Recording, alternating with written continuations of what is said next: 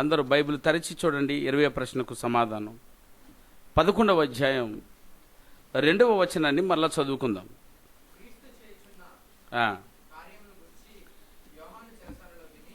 క్రీస్తు చేస్తున్నటువంటి కార్యాలన్నింటినీ చెరసాలలో ఉన్న యోహాను విని, రాబోవాడవు నీవేనా, మేము మరి ఒక్కని కొరకు మేము కనిపెట్టవలెనా అని ఆయన అడుగుటకు తన శిష్యులను నంపెను.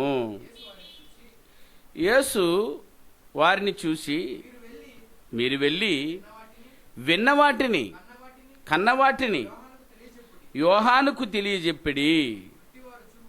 సమాధానం చెప్పేస్తున్నాడు. ప్రశ్న వేశారు, ప్రశ్నకు సమాధానాన్ని చెప్తున్నాడు.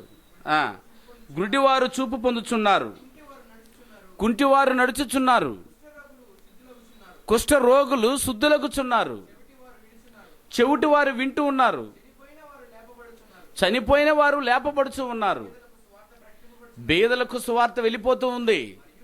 మరియు మరియు ఇదంతా జరుగుతూ ఉన్నా నా విషయమై అభ్యంతరం పడనివాడు ధన్యుడు. అదండి, అభ్యంతర పడకూడదు అని. క్రీస్తు వచ్చిన పని జరిగిపోతూనే ఉంది, అది ఎవరు ఆపలేరు. నువ్వు చేసుకున్నా చేసుకోకపోయిన పనిని, నువ్వు చేసుకున్నా చేసుకోకపోయినా సమయం ఆగదు, అది వెళ్ళిపోతూనే ఉంటుంది. సూర్యుడు ఆగడు, ఆయన వెళ్ళిపోతూనే ఉంటాడు. నువ్వే తొందరపడి సూర్యుడు అస్తమించేలోపు నీ పనులు పూర్తి చేసుకోవాలి. సూర్యుడు ఆగే సమస్య లేదు. యేసుక్రీస్తు వారి పని ఆగదు. తనకి ఇవ్వబడిన సమయంలో ఏ ఒక్కరం వ్యర్థంగా ఉపయోగించుకోకుండా ఖర్చు పెట్టుకుంటూ వెళ్ళిపోతూ ఉన్నాడు. కానీ ఫాలో అవ్వాల్సిన వారు అభ్యంతరంలో పడుతున్నారు. సమయాన్ని మీరు అలాగే ఖర్చు పెట్టుకోవాలి. ఒక వ్యక్తి పరలోకానికి వెళ్ళాలంటే మార్గమే యేసుక్రీస్తు అయితే, యేసుక్రీస్తు ఏ విధంగా అయితే సమయాన్ని ఖర్చు పెట్టుకున్నాడో అలాగే నువ్వు ఖర్చు పెట్టుకుంటే నువ్వు వెళ్ళగలవు. సమయం అంతా దేనికో ఖర్చు పెట్టేసి యేసుక్రీస్తుకి లాగా నువ్వు కూడా పరలోకం వెళ్ళిపోవాలని అంటే ఇంపాసిబుల్. ఇది నిజం. యేసుక్రీస్తు నమ్ముకో బాగైపోతావు, యేసుక్రీస్తు నమ్ముకో ఇల్లు కట్టుకుంటావు, యేసుక్రీస్తు నమ్ముకో రోగం పోద్ది, యేసుక్రీస్తు నమ్ముకో బిడ్డలు పుట్టిపోతారు. ఈ సోది చెప్పం మేము మీకు. యేసుక్రీస్తు నమ్ముకోనంటే యేసుక్రీస్తు చేసిందని చేస్తేనే నువ్వు వెళ్తావు. ఇది సత్యం. ఓ వ్యక్తి పరలోకానికి వెళ్ళాలి, ఇది మానవ కోటికి విధి. ఇంకెక్కడ పోయేదానికి లేదు నాయన. నువ్వు వచ్చినదే ఆ లోకానికి వెళ్ళడానికి కావలసిన వ్యక్తిత్వాన్ని సంపాదించుకోవడానికి. ఆ లోకాన్ని నీకివ్వడానికి అపవాదికి శత్రువుగా మారాడు దేవుడు. నిన్ను ప్రేమించి నీకు ఆ లోకాన్ని ఇవ్వాలనుకున్న దేవుడు అపవాదికి శత్రువుగా మారిపోయాడు. అపవాదికి ఊరుకుంటాడా? ఏమండి, చూసాం. భూమి మీదకు వచ్చిన వారందరినీ పరలోకానికి వెళ్ళనీయకుండా అభ్యంతరాలని కలుగజేస్తున్నాడు. ఆ అజ్ఞాన కాలమందు నేను చూసి చూడకున్నట్టు ఉన్నాను. ఇప్పుడైతే అందరూ అంతటను మారు మనసు పొందవలసినది. ఎందుకనంటే ఈరోజు జ్ఞానం మీ చేతుల్లో ఉంది. ఆ రోజు ఈ జ్ఞానం వారి చేతుల్లో లేదు ప్రియులరా. నీ చేతుల్లో ఉంది, నీ సెల్లులో ఉంది, నీ మెమరీ కార్డులో ఉంది, నీ నెట్లో ఉంది. ఈరోజు ఈ మహాజ్ఞానం ఏ రూపంగా నువ్వు ఈరోజు ఎంత అభివృద్ధి పొందావో ఆ అభివృద్ధి స్థాయి కంటే ఇంకా అభివృద్ధి ఎక్కువ అవుతుంది. విచిత్రం అనిపిస్తుంది వింటూ ఉంటే. సిమ్ముల్లోకి 66 పుస్తకాలు వచ్చేసాయి, అమ్మో అని అనుకుంటున్నాం. షిప్పులో పెట్టి మానవ మెదడులో పెట్టడానికి ప్రయత్నిస్తున్నారట శాస్త్రవేత్తలు. ఇంతవరకు దేని మీద అంత పరిశోధన జరగలేదట. 66 పుస్తకాలను మెమరీలో పెట్టి ఆ మెమరీని తీసుకొచ్చేసి మనిషి మెదడికి అటాచ్ చేసేస్తే సరిపోయిద్దని పక్క పన్నాగాలు జరుగుతున్నాయని విన్నాం. ఇంకెంత ఉంటుందో, ఎంత ప్రయత్నం అయితే చూడండి ప్రియులారా. అప్పుడన్నా మారుతారా ఏమో ఇదామండి. కానీ దానికి కూడా అభ్యంతరం పెడతాడేమో. కనుక ఈ ప్రశ్న మీరు చూస్తే, నా విషయమై మీరు అభ్యంతరం పడకూడదు అని 66 పుస్తకాలు నీ చేతులు పెట్టేశాడు అని అనగా, నా విషయమై అభ్యంతరం పడవద్దని ఎందుకు ఇంత ఉద్ఘాటించి మాట్లాడుతున్నాడు అని అంటే, మత్తయి సువార్త 18వ అధ్యాయము 7వ వచనంలో ఈ మాట ఉంది కనుక ఇది చెప్పకపోతే మీరు భయపడాలి. చెప్పేశాము గనుక జాగ్రత్త పడండి. అభ్యంతరముల వలన లోకమునకు శ్రమ. అంటే నేను అభ్యంతర పడవద్దని చెప్తున్నాను. ఒకవేళ పడ్డావో నీకు శ్రమ. అభ్యంతరములు రాక తప్పదు, అభ్యంతరములు రాక తప్పదు. కానీ అది ఎవని వలన వచ్చునో ఆ మనుషునికి శ్రమ అని అంటున్నాడు. ప్రియులారా, అభ్యంతరము రాక తప్పదు అని అనగా అభ్యంతరములను రాకూడదు అని ప్రార్థన చేయకూడదు. మరి అభ్యంతరం రాక తప్పదని దేవుడు అంటుంటే అభ్యంతరాలే రాకూడదనైనా నా బ్రతుకులోనని నువ్వు ప్రార్థన చేయకూడదు. మన వాళ్ళు ఏం ప్రార్థన చేస్తారంటే దేవుడు ఏదైతే కోరుకోవద్దన్నాడో అదే కోరుకుంటాం మనం. ఏమండి, అభ్యంతరములు రాక తప్పదు అని అన్నాడంటే అభ్యంతరములను ఎదిరించడానికి నువ్వు పుట్టావు. అభ్యంతరములను ఎదిరించే ఆయుధము నువ్వు. దేవుని అంబులు పొదిలో ఉన్న బాణము నువ్వు. ఆ బాణానికి పని ఏదంటే శత్రువు గుండెని చీల్చి పరేయాలి. అందుకు నువ్వు పుట్టింది. బాణం అంటదా నన్ను వదలొద్దు, నన్ను వదలొద్దు, నన్ను వదలొద్దని. బాణం ఉండేదే వదిలేదానికి అని అంటే ప్రియులరా, యుద్ధములో బాణం ఉపయోగపడాలి. దేవుని యుద్ధములో బాణం ఉపయోగపడాలి. ఏమి యుద్ధం అంటారా? ప్రకటన గ్రంథం 12వ అధ్యాయం 7వ వచనం నుంచి చూస్తే ప్రియులరా, ఈ యుద్ధం ఇప్పటి నుంచి జరుగుతున్నది కాదు. ఏదో నీ బ్రతుక్కి అడ్డు తగలాలని దేవుడికి అసూయపడి నిన్ను యుద్ధములు ఇరికిచ్చాడు అనుకునేరు. ఒక్కసారి చూడండి ఈ విషయాన్ని. 7వ వచనం నుంచి, పరలోకమందు యుద్ధము జరిగను. ఇప్పటి యుద్ధము కాదనైనా నీ బ్రతుకులో ఈరోజు అభ్యంతర పడిపోతున్నావని ఈరోజు ప్రవేశపెట్టలేదు దీని దేవుడు. ఏమండి, అంతటా పరలోకమందు యుద్ధము జరిగను. భూలోకము కలగక మునిపే యుద్ధము జరిగిందట. ఆయనకి ఎక్కడ? పరలోకంలో. ఎందుకు తెలుసా యుద్ధం? ఎవరి కోసం యుద్ధం? పాకిస్తాన్తో యుద్ధం సడి అయిపోయింది మన వాళ్ళది. కానీ ఎన్నో మరల భర్జనాలు పడి యుద్ధాన్ని ఆపేశారు. దాన్ని ఎందుకనంటే తెలుసు కదా, కాశ్మీర్ మాది మీది అనే గొడవ మీకు తెలుసు. దానివల్ల అభ్యంతరాలు వస్తాయని తెలుసు కనుకనే సైనికులు అక్కడ ఏర్పాటు చేశారు. రాదని మీరు నిద్రపోయారు.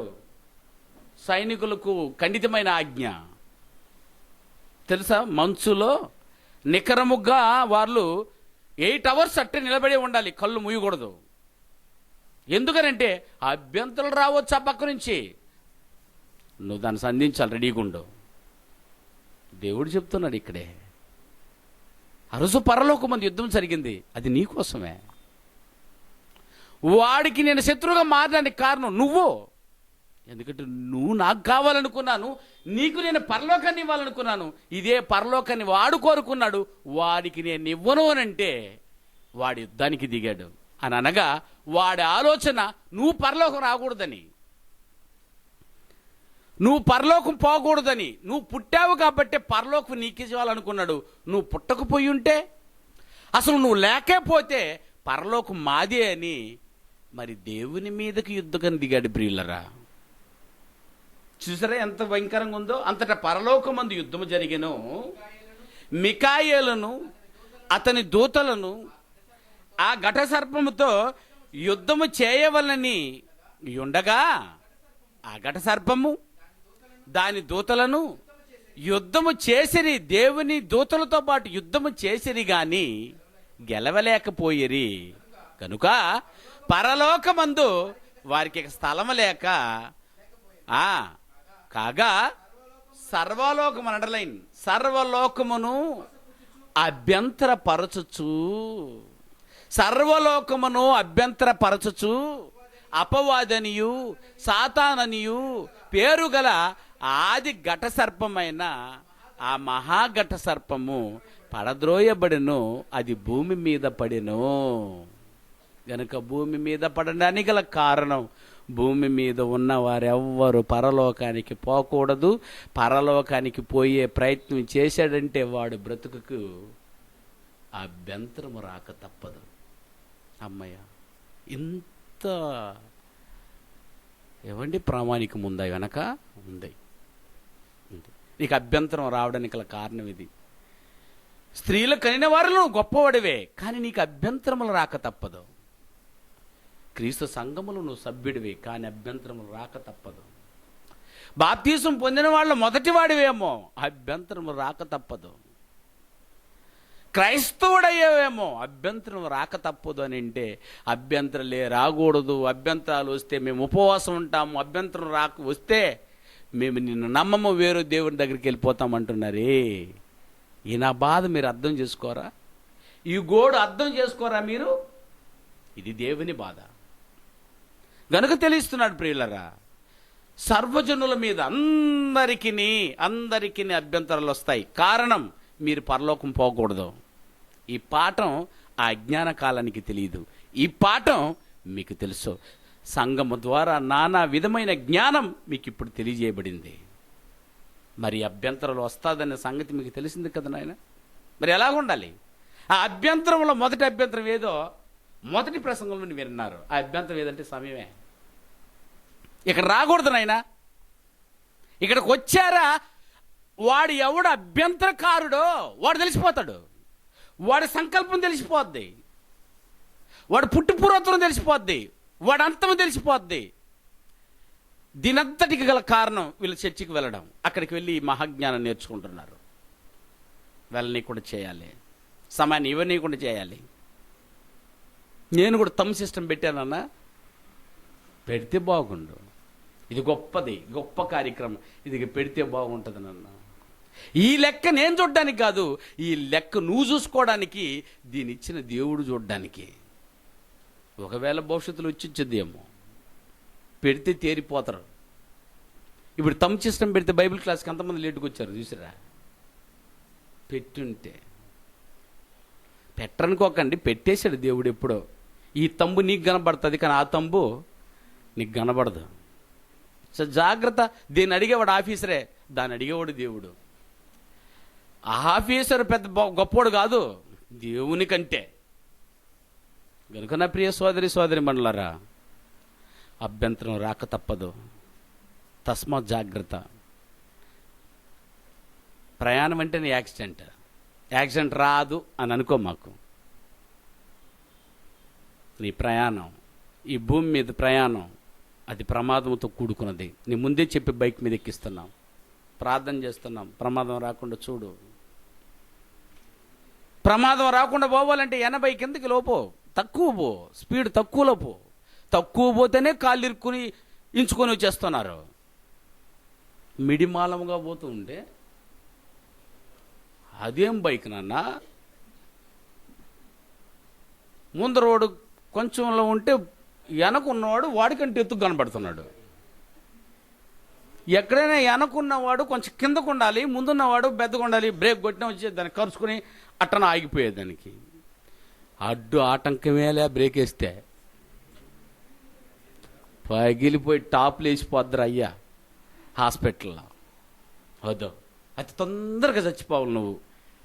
ఈ అభ్యంతరం దేవుడు అపవాది చేత మీకు ఇచ్చాడు. జాగ్రత్త. ఏమండి, ఎన్ని అభ్యంతరాలు ఉన్నాయి చూసిపోతారు. ఇప్పుడు ఎక్కడికి వచ్చేదంటే, అది నీళ్ళ మీదకి రాలేదు, అది గాలి మీదకి రాలేదు, ఆకాశంలో నక్షత్రాల మీదకి రాలేదు.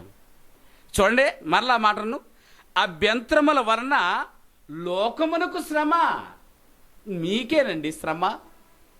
భార్యలు ఉన్నారా? భర్తల వలన శ్రమ. చూసారా? బాప్తిసం ఇచ్చి యోహానికి మాత్రమే అనుకున్నారేమో.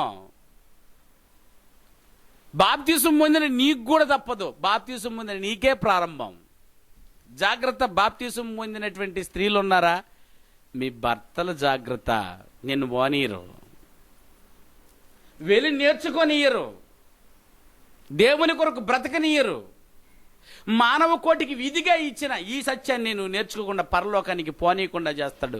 అభ్యంతరములు ఒకవేళ భర్త వలన వచ్చును, లేదా అభ్యంతరములు ప్రియులర భార్య వలన వచ్చును, అభ్యంతరములు అన్నదమ్ముల వల్ల వచ్చును, అభ్యంతరములు చెల్లిలో అంటే అన్నదమ్ముల వలన వచ్చును. కింద రాశాడు ఆ మాటలన్నీ. కంటిన్యూ చదివితే మీకు అర్థమైపోద్ది. కావాలి చదువునానా? మత్తయి సువార్త 18వ అధ్యాయం 7, 8, 9 వచనాలు. అభ్యంతరముల వలన లోకమునకు శ్రమ, అభ్యంతరము రాక తప్పదు. ఎవని వలన అభ్యంతరం వచ్చునో ఆ మనిషినికి శ్రమ కాగా ఏదంట? నీ చెయ్యైనను నీ పాదమైనను నీ అభ్యంతరపరిచినలా. చెయ్యి పాదాలు కూడా అభ్యంతరపరుస్తుందనా? పరుస్తుందా? పరుస్తుందట. పరుస్తుంది. చెయ్యి కాలంటే నీ చెయ్యి కాలనంటే పరాయి వారి చెయ్యి కాలు ఎట్ట వదిలిపెడుతుంది నిన్న? దానిని ముందు ఏం చేసే? నరికి నీ యొద్ద నుండి పారివేయము. 2 చేతులు కలిగి 2 పాదములు కలిగి నీ అగ్నిలో పడవేయబడుట కంటే కుంటివాడుగాను గుడ్డివాడిగాను నువ్వు ఎక్కడికి వెళ్ళిపోవడం మేలా.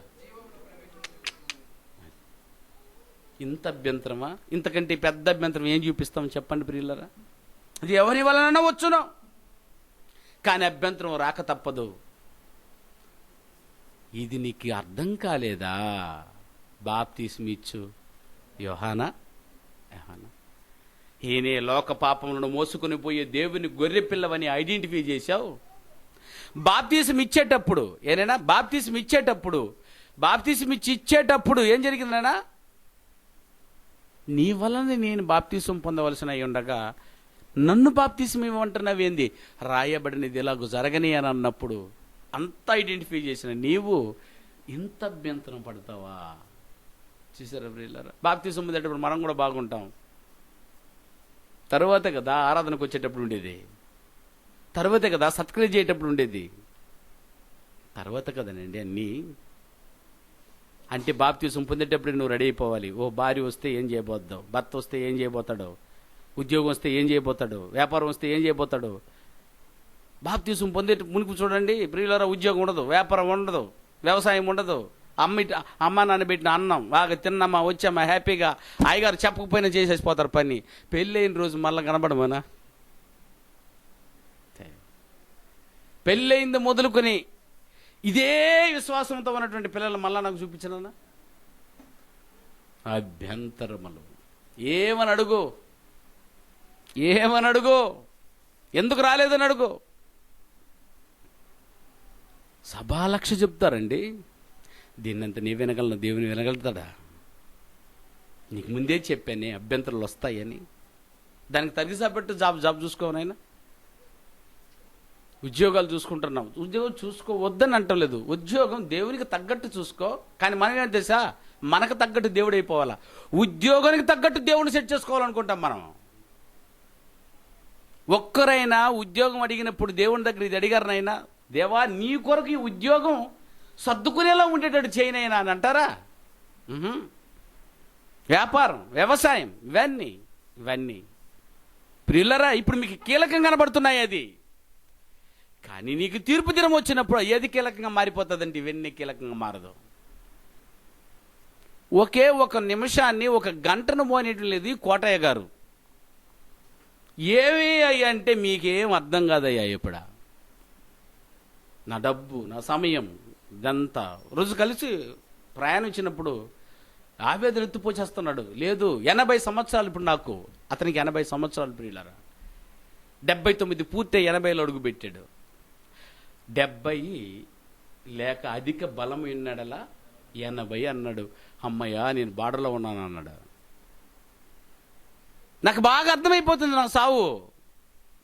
అధిక బలమున్నడలే 80 అన్నాడనంటే కంటికి కనబడలైపోతుంది.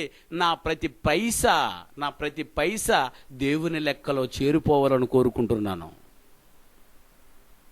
విఆర్సీలో దిగేసి, విఆర్సీలో ఇటు ఒక బ్యాగు ప్రొజెక్టరు, ఇటు ఒక బ్యాగు కంప్యూటరు తగిలించుకుని ఇక్కడ నుంచి నడుచుకుంటూ ఆర్టీసీ బస్ స్టాండ్కి వస్తున్నాడట. డబ్బు లేక కాదు, డబ్బు జోబి నిండా ఉంది.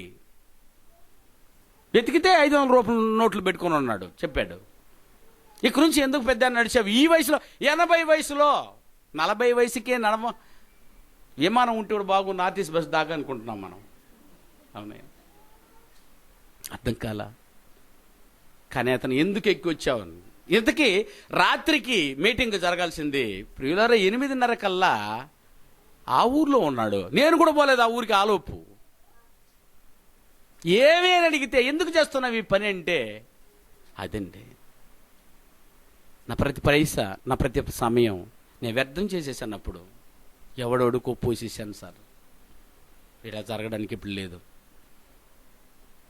అక్కడి నుంచి అక్కడికి రావడానికి 10 రూపాయలు 5 రూపాయలు ఇస్తే విఎస్ టు ఆర్టీసీకి ఇచ్చేస్తారు. 10 రూపాయలు నేను దేవునికి లెక్క చెప్పాలంటున్నాడనంటే లక్షల రూపాయలు తీసుకుంటున్నారు, లక్షల విలువ కట్టే సమయాలను తీసుకుంటున్నారు. మరి భయం ఉందంటారా చెప్పండి? ఏ విధంగా అభ్యంతరం రాక తప్పదన్నప్పుడు మరి ఇలా సెట్ చేసుకుంటున్న వారు ఎవరున్నారు చెప్పండి? అందుకే అదే సందర్భాన్ని లూకా గారు ఒక విధంగా రాస్తున్నారు చూడండి. లూకా సువార్త 17వ అధ్యాయం 1వ వచనాన్ని చదవండి ప్రియులారా. లూకా సువార్త 17వ అధ్యాయం 1వ వచనం. తన శిష్యులతో ఇట్లా, నేను శిష్యులారా అభ్యంతరము రాకపోవుట అసాధ్యము. ఏదైనా అభ్యంతరం రాకపోవట అసాధ్యము కానంటే ఏంటంటే అభ్యంతరాలు వస్తాయనా రాదనా? శిష్యులకు అర్థం కాలేదా ఇది? శిష్యుల దగ్గర ఉన్న వారితో చెప్తున్నాడు, అభ్యంతరం రాక తప్పదు నాయను. మిమ్మల్ని జల్లుల్లో పెట్టి ఏం చేయబోతాడా? జల్లిస్తాడు. జల్లులో ఏం చేస్తారు నాయన? జల్లుడు అంటే తెలుసు కదా, జల్లులో ఏం చేసేదానికి మా జల్లుడే జల్లించడానికి.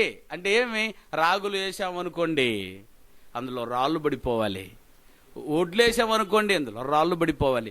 రాళ్ళు ఒడ్లు కలిసి ఉంటే తీసేది జల్లిడే. శిష్యులారా మిమ్మల్ని అందరినీ జల్లుళ్ళు వేయరనుకోబాకండి. ఇక చెప్పనా, దేవుని వాక్యాన్ని చెప్పడానికో దేవుని కొరకు తిరిగి జన్మించామని చెప్పుకున్న మిమ్మల్ని అందరినీ జల్లుల్లో వేశాడు దేవుడు. జాగ్రత్త అండి. ఏమండి, అభ్యంతరం రాదనుకోబాకండి. అభ్యంతరం రాక తప్పదు, జల్లుడు రెడీగా ఉంది. కానీ కింద ఏమన్నా చూడండి, అవి ఎవని వలన వచ్చునో వానికి శ్రమ. అంటే ఆ జల్లుల్లో 12 మందిలోని ఒకడు రాలిపోయాడు. చెప్పి చెప్పి చెప్పి అభ్యంతరాలు ఉన్నాయని తోడబెట్టుకుని పాఠం చెప్పినప్పుడే ఒకడు తెప్పిపోయాడే. యోహాను సువార్త 6వ అధ్యాయము 70వ వచనంలో ఈ సందర్భాన్ని చెప్తున్నాడు చూడండి ప్రియులారా. 6వ అధ్యాయము 70వ వచనం. అందుకు యేసు, నేను 12 గురిని ఏర్పరచుకొనలేదా? ఏనైనా మీలో ఒకడు సాతాను అని వారితో చెప్పెను. 6వ అధ్యాయము 70 వచనం.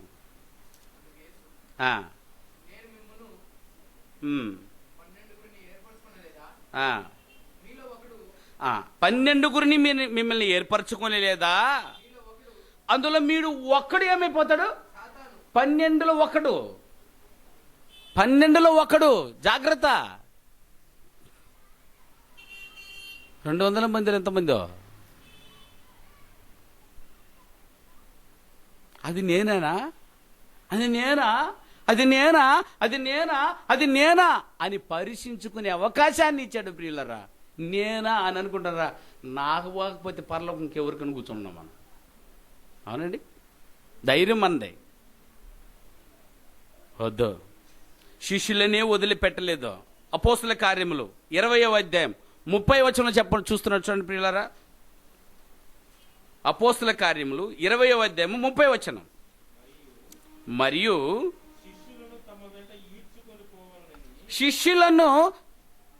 శిష్యులను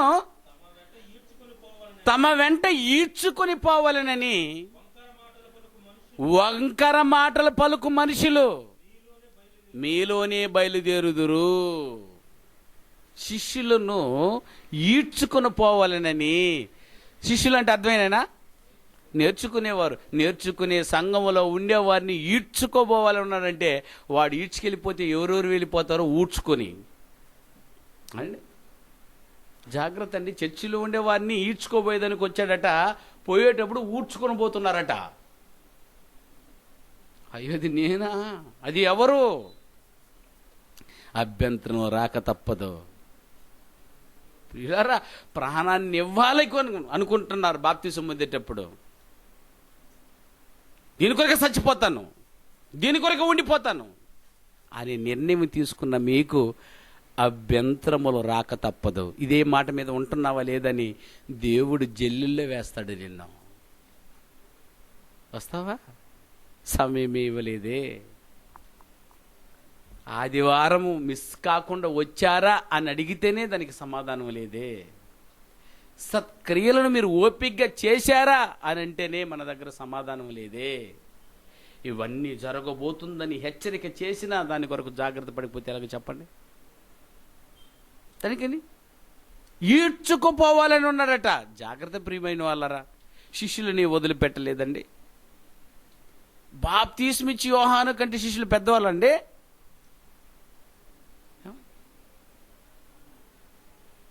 ఇప్పుడు నేర్చుకుంటున్న శిష్యులు అన్నప్పుడు మీరు గొప్పవాళ్ళ.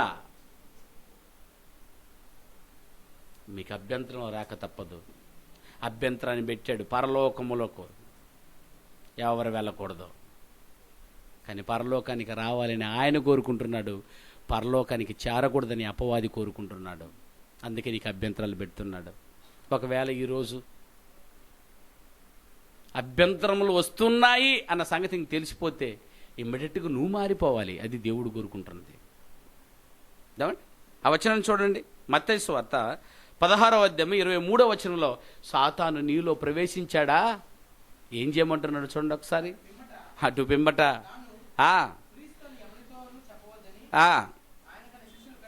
మత్తయి సువార్త 16వ అధ్యాయం 23వ వచనం. అయితే పేతురు వైపు తిరిగి అదన్నాడు. పేతురు నాయన అద్భుతంగా యేసుక్రీస్తు బారితో ఉన్నటువంటి వ్యక్తితో అంటున్నాడు, అభ్యంతరములు వస్తాయి.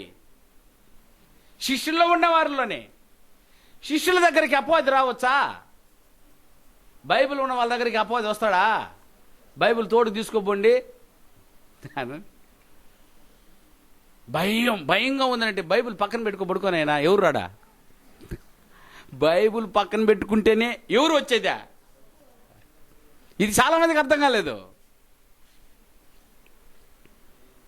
వాడు వచ్చిందే విత్తబడినది మీ హృదయములో ఉన్నదానిని తీసుకువెళ్ళిపోవడానికి. మీ హృదయంలో విత్తబడిన ఈ వాక్యాన్ని తీసుకెళ్ళిపోవడానికి ఆయన వస్తే బైబిల్ పెట్టుకోయా ఎవరు రాడా? చూడేమంటున్నాడు, సాతాన 12 మందిలో ఒకడు, నా వెనుకకు పొమ్ము. అది నువ్వు నాకు అభ్యంతరంగా ఉన్నావు అంటున్నాడు. ప్రియులరా, 12 మందిలోనే ఒకరు అభ్యంతరంగా మారిపోయారే. కారణం అభ్యంతరం రాదు అని చెప్పానా? సంఘానికి వచ్చే మీకు అభ్యంతరాలు ప్రియులారా గుర్తించుకోండి అన్న. దేవుని కొరకు మీరు ఏదైతే చేయాలనుకుంటున్నారో మీకు అభ్యంతరాలు వస్తాయంటే మీరు స్కెచ్ చేసుకోవాల్సిన ముందు ఇది. అభ్యంతరాలు వస్తే నేనేం చేయాలా? వస్తుంది, రాదనుకోమాకండి. వస్తే నేనేం చేయాలా? పెళ్లి చేసుకుంటే అభ్యంతరం వస్తుంది, ఏం చేయాలా? ఉద్యోగం వస్తే అభ్యంతరం వస్తుంది, ఏం చేయాలా? ప్లాన్ వేసారా? No plan. అందుకే సతుకులు పడుతున్నాం, అందుకే ఇబ్బంది పడుతున్నాం.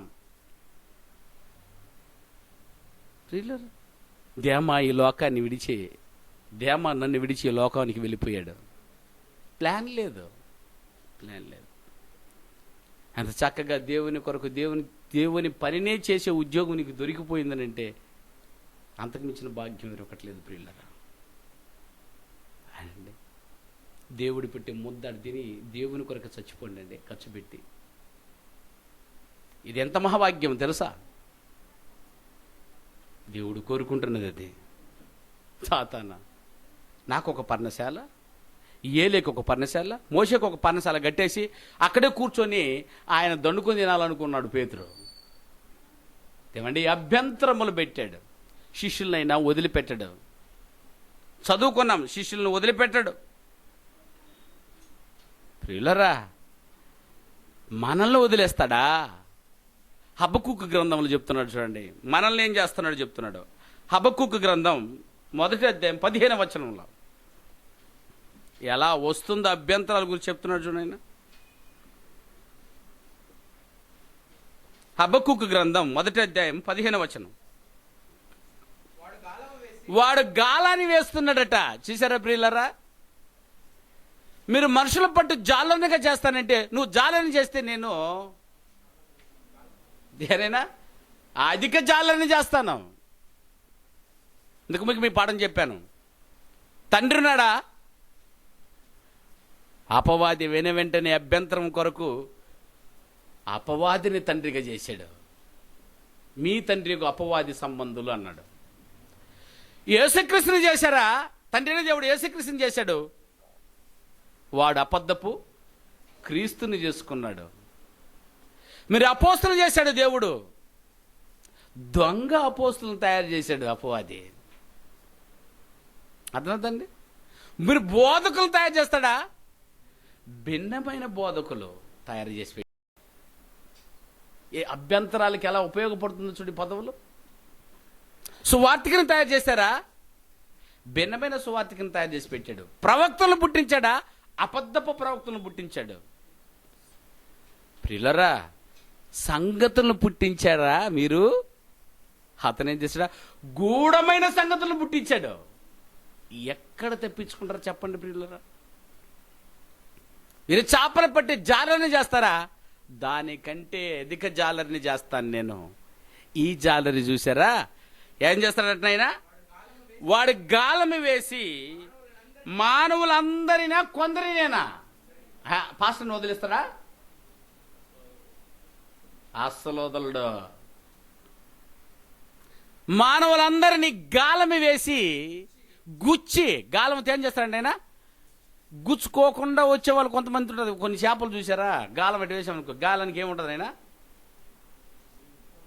చేప పట్టి గాలం తెలుసా? ముళ్ళు ఉంటుంది కొసాన. ఆ ముళ్ళుకి ఎరేస్తాం, అవునా? ఎరవేసి గాలం వేస్తాం. కొన్ని చేపలు తెలివిగా మొత్తం మింగితే ముళ్ళు గుచ్చుకొని బయటకు వచ్చేస్తుంది, అవునా? చేప అందుకని ఏం చేస్తుంది? ఆ ముళ్ళు దగ్గరికి పోనీయకుండా ముళ్ళు పైన ఉండేదాన్నే తినేసి తెలివిగా బయటికి వెళ్ళిపోద్ది. 2 సార్లు చూస్తాడు, 3 సార్లు చూస్తాడు, 4 సార్లు చూస్తాడు, అవునా? అయినా నువ్వు బయటికి రావాల్సిందే. ఆ దానికి ఎక్కడ గుచ్చుకొని వస్తుంది తెలుసా నాయనా? కళ్ళు గుచ్చుకొని బయటకు వస్తుంది. ఒకసారి చూడండి. ఎందుకు తెలుసా? అంత పదునుగా చూస్తుంటాడు. అది ముట్టితే చాలు, ఇప్పుడు మింగాల్సినంత అవసరం లేదు.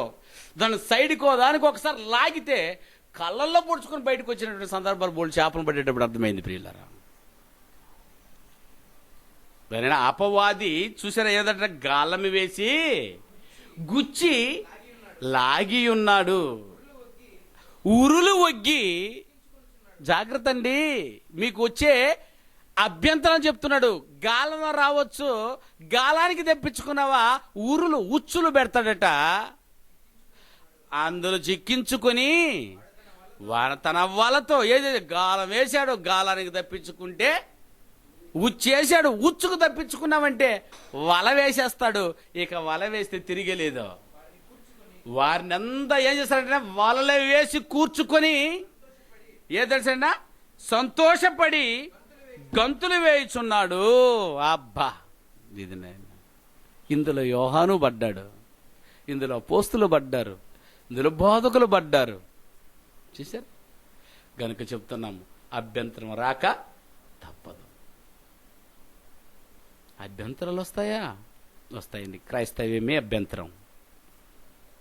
మరి ఏంటి సార్ ఈ అభ్యంతరం వస్తే ఏం చేయాలి నేను? అభ్యంతరాలు వస్తున్నాయనంటే పేతురు గారితో చెప్తాడు. పేతురు రాసిన మొదటి పత్రిక 2వ అధ్యాయం 8వ వచనం.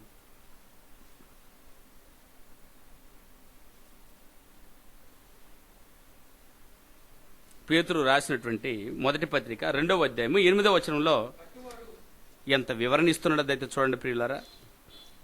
పేతురు రాసిన మొదటి పత్రిక 2వ అధ్యాయం 8వ వచనం చదువునా? కట్టువారు వాక్యమునకు అవిధేయులై త్రొట్టిల్లుచున్నారు, దానికే వారు నియమింపబడిరి. వాక్యమునకు ఏమైపోయారంటే కట్టువారు వాక్యమునకు అవిధేయులైతే ఇక ఎక్కడున్నారు నాయన మీరు? విధేయులు అయ్యారా తప్పించుకుంటారు, అవిధేయులైతే ఇంకేం లేదు. కింద ఏమన్నా చూడండి, అయితే మీరు చీకటిలో నుండి ఆశ్చర్యకరమైన తన వెలుగులోనికి మిమ్మల్ని పిలిచిన వాని గుణాతిశయములను ప్రచురము చేయాలి. ఏమండి, వాక్యమును అవిధేయులు అయ్యారా ఇక అభ్యంతరములు మునిగిపోతారు. విధేయులు అయ్యారా విడిపించబడతారు. అదండి, 7 మార్లు పడిపోయినను అన్నాడు. అంటే నీతిమంతుడు 7 మార్లు పడిపోయినను తిరిగి లేగలడు. అభ్యంతరం తెలుసుకున్నవాడు ఇకపోతే అక్కడ వస్తుంది, ఇక్కడ పోతే అక్కడ వస్తుంది, తప్పించుకుని వెళ్ళగలడు. నాకు రాదులే అభ్యంతరం అనుకుని ఉన్నాడా, అరే తిరిగి లేచే సమస్య లేదు ప్రియులరా. అందుకని ఒకసారి చూడండి, కొరింథీయులకు రాసిన 2వ పత్రిక 2వ అధ్యాయం 11వ వచనం. నేనేమైనాను క్షమించి ఉంటే సాతాను మనలను మోసపరచుకున్నట్లు. అది నేను ఏదైనా క్షమించాను అంటే క్షమించాలట. అభ్యంతరాలు వస్తాయి. క్షమింపరాని అభ్యంతరాలు ఉన్నాయా మీకు? క్షమించేసేయాలి, అది నీ అభ్యంతరం. ఒకవేళ నేను క్షమించలేనంత కఠినమైపోయినావంటే అసలు మొదట నువ్వు అభ్యంతరం ఉన్నావని సంగతిని గుర్తించు. ఇంతకీ ఎవరిని క్షమిస్తున్నారు తెలుసా ప్రియులారు? ఇక్కడ ఏమండి, 5వ వచనం చదివితే అర్థమవుతుంది కావాలా. ఎవడైనను దుఃఖము కలగజేసి ఉండినెడలా నాకు మాత్రము కాదు కొంత మట్టుకు మీ అందరికీ దుఃఖమును కలగజేసి ఉన్నాడు. నేను విశేష భారము వాని మీద మోపగోరక ఈ మాట చెప్పుచున్నాను. అట్టివానికి మీలో ఎక్కువ మంది వల్ల కలిగిన ఈ శిక్షే చాలును గనుక వద్దు. మీరిక మీదట వాడిని శిక్షింపక క్షమించి ఆదరించుట మేలు. లేని ఎడల ఒకవేళ వాడు అత్యధికమైన దుఃఖములో మునిగిపోవును, కాయమున వాని ఎడల మీ ప్రేమను స్థిరపరచవలనని మిమ్మును బ్రతిమలాడుచున్నాను. మీరన్ని విషయములందు విధేయులై ఉన్నారేమో అని మీ యోగ్యత తెలుసుకున్నటికే కదా ఈ అభ్యంతరము. నీళ్ళ అభ్యంతరం లేదనుకుంటారేమో, ఇదిగో పలానా అభ్యంతరం మీ దగ్గర ఉంది. క్షమింపరైన అభ్యంతరాలు ఏదైనా ఉన్నాయా? అన్నీ చేస్తున్నారట, మంచిదే. కానీ నీ సహోదరుడు నీ పట్ల చేసిన కార్యక్రమం వల్ల నువ్వు క్షమించలేకపోతున్నావా? ఇది మొదటి అభ్యంతరం. నీ వ్యక్తిత్వ నిర్మాణానికి అది వేస్ట్. కానీ జాగ్రత్త అని కిందకి ఏమన్నా చూడండి, మీరు దేని గూర్చైనను ఎవరిని క్షమించి ఉన్నారో నేను వారిని క్షమించుచున్నాను. నేను ఏమైనా క్షమించి ఉంటే సాతాను మనల్ని మోసపరచుకున్నట్లు. అంటే దీని వలన ఎవరు నేను క్షమించిన గట్టిపడిపోతుంటాం చాలామంది. నేను వాడిని మాత్రం క్షమించేది లేదయ్యా, ఒక నిర్ణయానికి వచ్చేస్తుంటాము అని అంటే నువ్వు ఖచ్చితమైన నిర్బంధంలోకి వెళ్ళిపోతున్నావు అని దాని అర్థం. ఒక క్షమాపణ గురించి మాట్లాడుతున్నాడు ఇక్కడ. సాటి సహోదరుల పట్ల ఎన్నో కార్యక్రమాలు ఎలా ఆగిపోతున్నాం మనం. ప్రేమించకపోయినా తప్పే, క్షమించకపోయినా తప్పే. వ్యక్తిత్వ నిర్మాణంలో కావలసిన ఏర్పాట్లు ఏదైతే ఉన్నాయో అన్ని హంగులలో నువ్వు ఉండి ఒక హంగును వదులుకుంటున్నా కూడా నువ్వు ఖచ్చితంగా అభ్యంతరంలో పడిపోతున్నావు అని అర్థం. అందుకని ఏమంటున్నాడు, నేనేమైనా క్షమించి ఉంటే సాతాను మనలను మోసపరచకుండానట్లు మీ నిమిత్తము క్రీస్తు సమ్ముఖమందు క్షమించుచున్నాను. ఎందుకనంటే సాతాను అభ్యంతరములు మేము ఎరగని వారము కాము. అదండి, సాతాను ఈ అభ్యంతరాలు ఎవరి వలన వచ్చిందట? ఏదైనా అభ్యంతరం వచ్చిందంటే సంఘంలో ఎవరి వలన వచ్చింది? అది సాతాను వలన వచ్చింది. ఇక్కడ తంత్రం అన్నాడు, తంత్రానికి మరో భాగమే మన పాఠంలో వింటున్న అభ్యంతరము. అభ్యంతరం రాక తప్పదు. మన వాళ్ళు గొడవలు వేసుకుంటున్నారు, సిస్టర్స్ కొంతమంది ఒకరితో ఒకరు మాట్లాడుకోకుండా వెళ్ళిపోతున్నారు. కారణం దీని వలన అభ్యంతరం ఉందన్న సంగతి మీకు అర్థం కాల. మిమ్మల్ని అలా చేయడమే వాడి బాధ్యత. కానీ మీరేం చేయాలైనా క్షమించండి, ప్రేమించండి. ఎంత భాగ్యం అండి! ఇది బయట వాళ్ళకి దొరకలేదండి ఈ భాగ్యం. ఒకవేళ ఇస్కరియోతు యోధాకి ఇది దొరికి ఉంటే, యేసు గొప్పవాడండి. ఇస్కరియోతు యోధా మంచి పని అప్పగించాడు దేవుడు అతనికి. జాగ్రత్త అండి. అభ్యంతరాలు వస్తాయి. ఒకవేళ నువ్వు క్షమింపలేదు, నువ్వు ప్రేమింపలేదు అనే కఠినత్వానికి నువ్వు వెళ్ళిపోతున్నావంటే ఇది సాతాను తంత్రం అని మీరు గుర్తించండి అన్నాడు. అభ్యంతరం లేని క్షమింపలేనిది కూడా ఒక అభ్యంతరమే, ప్రేమింపలేనిది ఒక అభ్యంతరమే, ఇవ్వలేనిది ఒక అభ్యంతరమే, నువ్వు చెప్పినట్టు సమయానికి రాకపోవడం ఒక అభ్యంతరమే, అసలు చర్చికే రాకపోవడం ఇంకొక అభ్యంతరమే. ఈ అభ్యంతరాలు ఎందుకు వస్తున్నాయో కూర్చొని ఆలోచించగలిగితే ఇది ఖచ్చితంగా ఇది సాతాను యొక్క తంత్రములని మీరు ఎరగాలన్నాడు. ఏమండి, ఇది సాతాను తంత్రములను మనము ఎరగని వారము కాము, ఎరిగిన వారము, బాగా తెలుసు మనకి అన్నాడు. ఈ పాఠాలు తెలుసుకున్న మీరు, అందుకని ఈ మాట చెప్తున్నది, అభ్యంతరం రాక తప్పదు. జాగ్రత్త. కొరింథీయులకు రాసిన మొదటి పత్రిక 10వ అధ్యాయం 32వ వచనం చూడండి. కొరింథీయులకు రాసిన మొదటి పత్రిక 10వ అధ్యాయం 32వ వచనంలో ఈ మాట అంటున్నాడు చూడండి పిల్లలు. ఏంటి ఎవరికంటైనా, యూదులకైనను గ్రీకు దేశస్తులకైనను దేవుని సంఘమునకైనను, అది ఎవరైనా ఉన్నాయన, అది క్రీస్తు సంఘమునకైనను అభ్యంతరములు కలగజేయకుడి. జాగ్రత్త. సంఘములో లేనివాడా నువ్వు క్షమించకపోతే పోతావు. తర్వాత రెండో విషయం, అది సంఘములో ఉన్నాడా, సంఘమునకు అభ్యంతరం కలగజేయవద్దు దయచేసి. ఏమండి, అభ్యంతరం వస్తాయంటే సంఘంలోనే కదా అభ్యంతరం వచ్చేది ఎక్కువగా.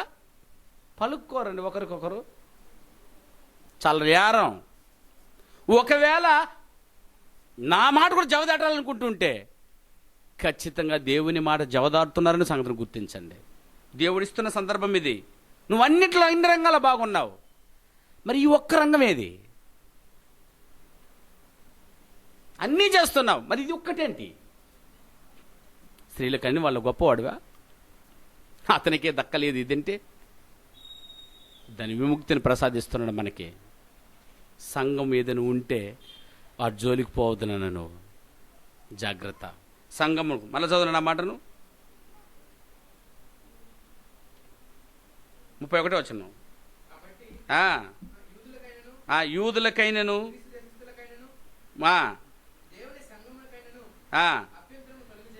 దేవుని సంఘమునకు అభ్యంతరము కలగజేయకుడి.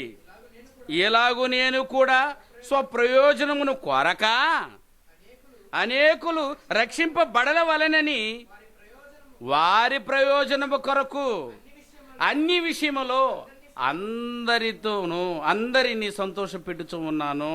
ఎటైనా ఇలాగ నేను కూడా స్వప్రయోజనమును కోరక అనేకులు రక్షింపబడవలనని, అది రక్షింపబడని ఒక అవకాశము.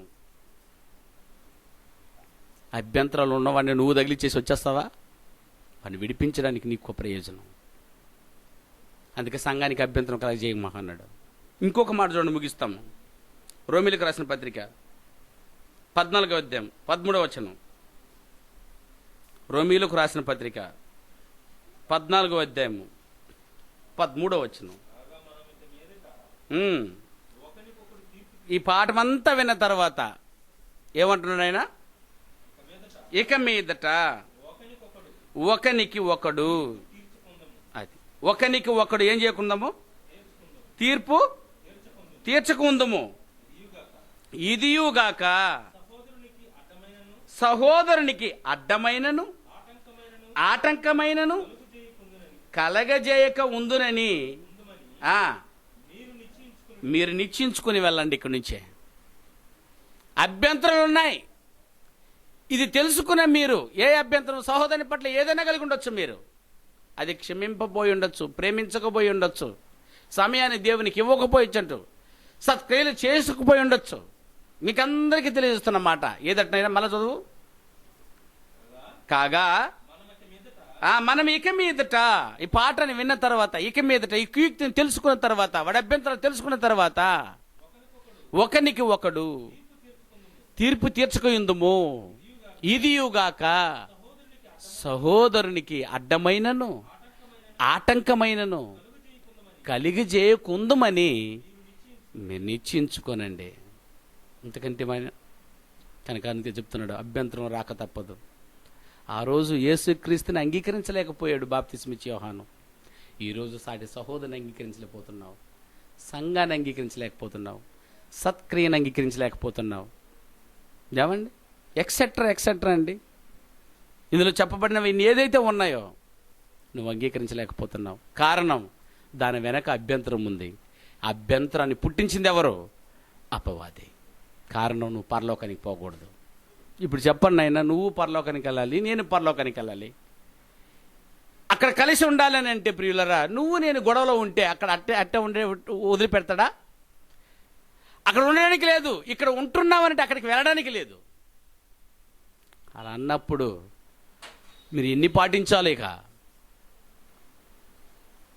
బాప్తిస్మిచ్చి యోహానే కడవరివాడంటే, ఏమండి, బాప్తిస్మిచ్చి యోహానే కడవడివాడనంటే కారణం ఈ అభ్యంతరం. అభ్యంతరాలతోనే బతికిపోయి, అభ్యంతరంతోనే చర్చికి వచ్చి, అభ్యంతరాలతోనే తిరిగి వెళ్ళిపోయే వారికి ఇక కడవరి కూడా లేదు అన్న సంగతిని గుర్తుపెట్టుకోండి. కాబట్టి 20వ ప్రశ్నకు సమాధానం వెతికితే ప్రియులరా, బాప్తిస్మిచ్చి యోహానులాగా డౌట్ పడకిక. ఏమండి, ఈ ప్రశ్నకు సమాధానం తెలుసుకోగలుగుతున్నాం కాబట్టి ఈరోజు దేవునికి కుమారులుగా మారగలుగుతున్నాం. ఒకవేళ ఉంటే, అభ్యంతరాలు ఉంటే క్షమించుకోగలుగుతున్నాం. దేవుని కొరకు బ్రతకాలనుకుంటున్నాం. ఇట్టి నిశ్చయితను ప్రతి ఒక్కరు తెలుసుకొని అయితే దేవుని కొరకు బ్రతుకుతారని కోరుకుంటూ మరి ఈ ప్రశ్న ఇంతటితో ముగిస్తున్నాం.